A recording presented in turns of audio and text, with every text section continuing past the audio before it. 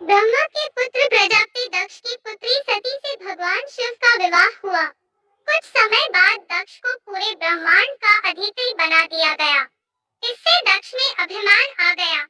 वह अपने आप को सर्वश्रेष्ठ समझने लगा। एक यज्ञ में भगवान शिव द्वारा खुद को प्रणाम न करने पर दक्ष ने उन्हें अनेक अपशब्द कहे। दक्ष ने शिव को शाप दिया कि उन्हें देव यज्ञ में उनका हिस्सा नहीं मिलेगा।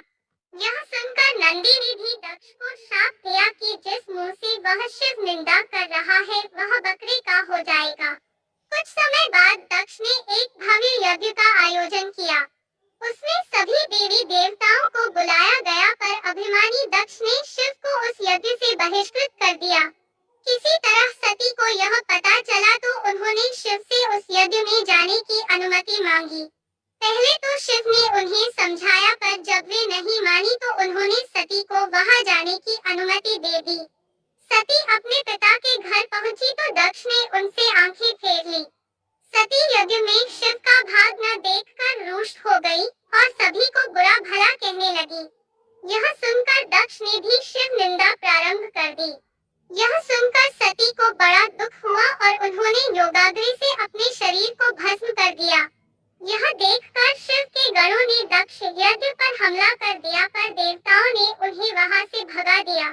वे शिव के पास गए और सारी घटना सुना दी। यह सुनकर शिव को बड़ा क्रोध आया।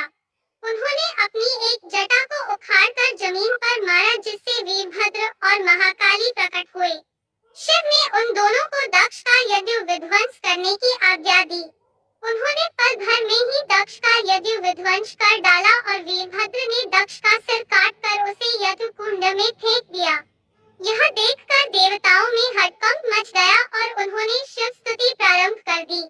उनकी स्तुति उन्होंने सभी को जीवन दान दे दिया और दक्ष के शरीर पर बकरे का सिर लगाकर उसे भी जीवित कर दिया। बाद में शिव की अनुमति से दक्ष ने अपना यज्ञ पूरा किया।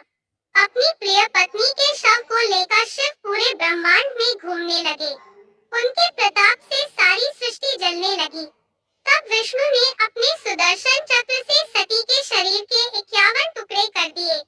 ये टुकड़े जहाँ जहाँ गिरे वहाँ शक्तिपीठों की स्थापना हुई। तब सती का पूरा शरीर कट कर गिर गया तो भगवान बहुत दुखी हुए और कैलाश पर जाकर